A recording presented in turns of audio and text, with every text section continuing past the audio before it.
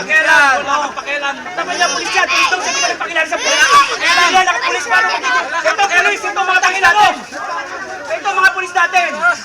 Nakayos na ito, yan ang mga pulis natin. At mangyayalaman sa pulis na nakasigilan dito sa komunidad natin. Ano gusto mo? Ha? Ano pakialam ng pulis dito sa komunidad natin na nakasigilan? May karapatan ng pulis o ano? Fred, yun si Fred. Gago to. Pakikilaman niya yung tubig?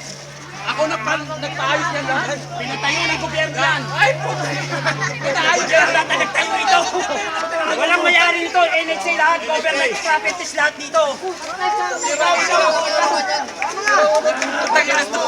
Ganyan ka lang na pangkaraniwan eh. Ako kung ano yung nakikita mo sa akin, kahit madungis ang suot ko, pinaghirapan ko lahat yan. Bakit ano ako?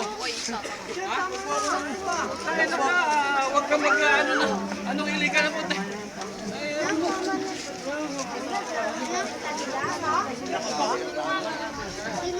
Physical harassment, dagdag sa kanila. Ay, physical injury.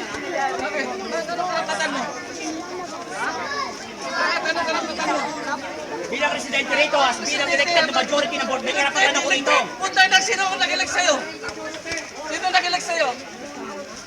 Majority ng board na nag-elect sa akin dito. Ang na board, moro-moro lang yun.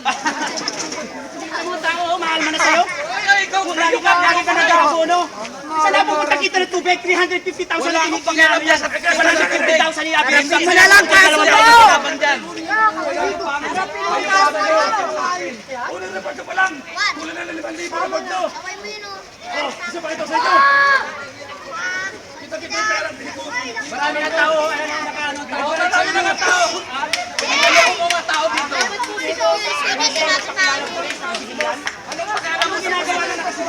Anong pakialam mo sa polis? Anong ginagawa ng pulis na nakasigilan dito sa komunidad natin? Nakatagalaw niya, nandito siya.